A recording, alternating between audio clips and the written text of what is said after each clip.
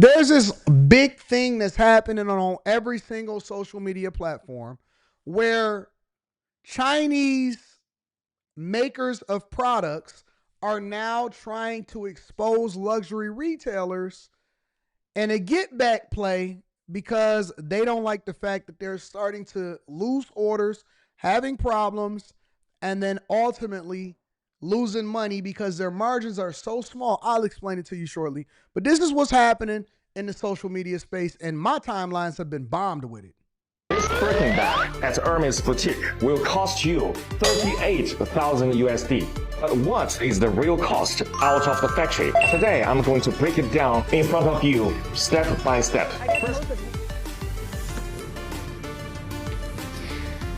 These have been some of the most watched and very visible videos online over the past few days as well. If you're a TikTok user, if you're on Instagram as well, people are talking about these starting to appear, but they're essentially these buyers or these videos that they purport to show people that are in factories or different supplies possibly. Again, none of this is really confirmed, so it's sort of, you don't get a lot of transparency, I guess. But what they're doing is taking items and then breaking down the cost of those items to essentially say that there's a huge inflation that's just based on the Western brand value alone, or the French brand value, because that first video we saw was an Hermes bag, for instance, the Birkin, and saying if you actually broke down all the different components, you're only talking about several $100s, just over $1,000, for instance, versus paying, say, 38,000 US in store.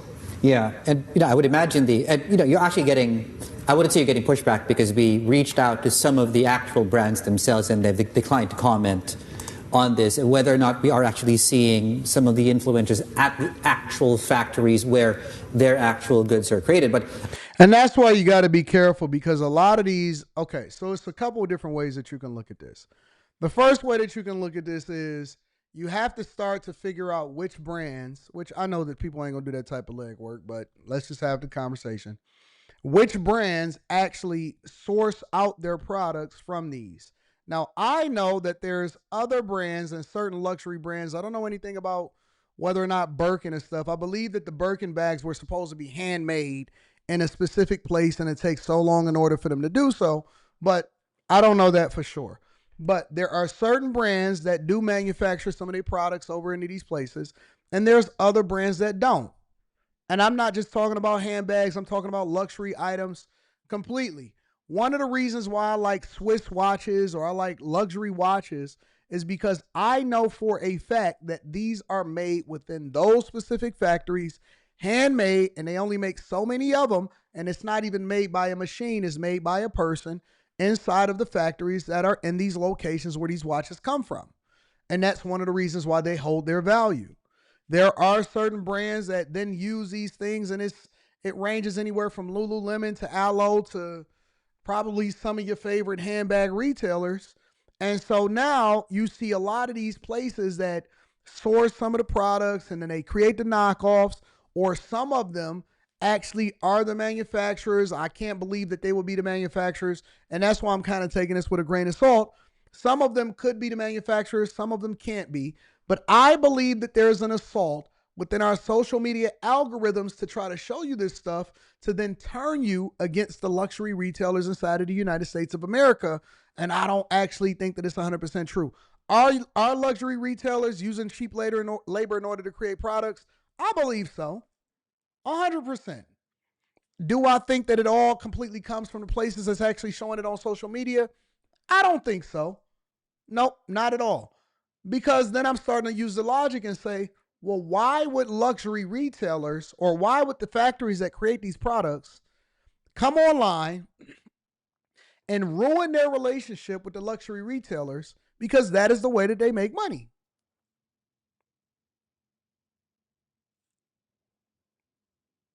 I don't believe it at all. But see, the American consumer, and if you go into the comments of a lot of these products, most of these places are basically creating knockoffs. And that's when they start to flood the American market with the knockoffs. And then it starts to devalue the brand where they actually create other stuff that's not even over at these places. The luxury brands may get it cheap But it doesn't necessarily mean that they're doing business with the factories that's on these places that's creating this propaganda to turn you against American retailers. Why would they ruin their relationship that they have with the luxury brands that sells tens, if not 20, if not 30 thousands of dollars, 30,000 products at high prices all over the world? Why would they risk their relationship with it? Then if you stay on that long enough, guess what you'll start to see? Chinese people showing up on your algorithm or on your page where they doing on your For You, where they doing lives trying to sell you luxury knockoff goods. Listen, fam, here's the biggest key from this. If you can't afford it, or if it's not something that you believe that you want to do, then stay out of that store. Listen, the people that was going to buy that product, if they was going to buy a Birkin, if they was going to buy a Chanel bag, if they was going to buy this, if they was going to buy that, guess what? This is not going to stop them from doing it. The people that was going to buy a knockoff, guess what? This is not going to incentivize them to do it even more. I don't believe that people should be knocking off the IP of somebody else that created a brand. If you don't like the brand, then don't shop at it. But don't go and buy the knockoff version and say, see, I deserve this. Forget the luxury. No, just get what you can afford or get your own brand on it. Create your own brand and market it to be something very valuable. Create your own brand. I cannot stand it. I don't care what kind of propaganda that they put in front of y'all to try to convince y'all that this makes sense. I don't like it. I'm not rocking with it. You're never going to convince me that it makes sense to go out here and wear knockoffs. I'm not wearing knockoffs. I don't care what factory you think it's from. I don't care what kind of propaganda is putting in front of you. I will just wear something that I am comfortable paying the price for. If I'm not comfortable paying whatever the price is for this luxury thing, then I'm going to buy the regular thing. Guess what? I like Levi's. I got not mom jeans. I know some of y'all gonna think that I got some mom jeans out here because I did get some mom jeans before mistakenly. But on my birthday, somebody bought me a bunch of Levi's, and I was very happy with that. I don't wear Amiri jeans. I'm not interested in it. I don't wear purple label jeans with the thing sticking out the pocket. That's not my thing. I like the way that Levi's fit, so I'm going to get two for $120 or whatever the price is, $130, whatever. I'm going to pay $60, $50, $75 for my jeans because that is what I want to pay for the jeans that actually got the really good quality, and it works for me. I rock out with Levi. I love Levi's. But then on the flip side, I might wear some Levi's, and then I may wear some Gucci loafers. I love Gucci loafers. I also have a pair of loafers that is local from somebody right here in Detroit that makes them here. And it costs almost as much as the Gucci loafer, and it actually fits better. And it's custom to my feet and all of my sizes and all of that stuff. So I may get some of my shoes custom made. I am willing to pay for the proper product and whatever it is, but I do not believe in rocking fake products. I'm just going to go with whatever it is that I feel comfortable paying and what works for me. And that's what I'm going to roll with. Long story short, I'm telling you that it's no way for you to justify falling into this Chinese propaganda to try to turn you against retailers and not support whatever it is that you wanted to support that you was going to buy in the first place. If you wasn't supposed to buy it, you're not supposed to buy it, but don't try to justify it and buy the knockoff and then walking around saying, see, we got the same thing. Nope, we don't have the same thing. Nope, we don't have the same thing. Somebody said Gucci is trash. I love Gucci. 100%. Guess why? Guess what? Because I don't go by what other people think. I get what I want when I want to. Gucci for me is old school. I grew up and I was born in the 80s, raised in the 90s, and I remember the old 80s hustlers and when they was riding on the BBS rims and they had the BMWs and the Saabs and all of that stuff. And they had the Gucci, and I remember Dapper Dan. It was the Kango hats, and they had the Gucci hookups and stuff like that, and the jumpsuits. It was old school with the rope chain. That's what it remind me of. I wear Coogis. Not because everybody else is saying, oh, I don't like it or I do like it, or Anton, that's an old school sweater. Oh, man, that's a Cosby sweater. They was wearing that back in the 70s and the 80s. It was dope to me in the 70s and the 80s. Guess what? I got 15 Coogee sweaters, and they range anywhere from $600 to $700 to $800 a piece. I love the sweater. I can't wait to put on a Gucci sweater. And when I put it on, it is awesome. And so you have to stop trying. You know what the problem with a lot of people is? I'm going to be honest with you. Yeah, the Mercedes 190E, you got it. You know what I like 96 Impalas. I like old school stuff. You know what the problem with a lot of people is? The problem with a lot of people is that they are easily influenced by other people that has no bearing on whether or not you're going to be successful or not. We are I want to be down and impress other people and don't have no individuality or a mindset of our own. And we are so easily convinced that somebody else should have some bearing on what you buy and put on your. When I see somebody wearing something, I may not wear it, but I don't call it trash because that's what they like and that's what's for them. Now, I may not wear it. It may not be my style. It may not be my thing. That's cool. I don't wear ripped jeans.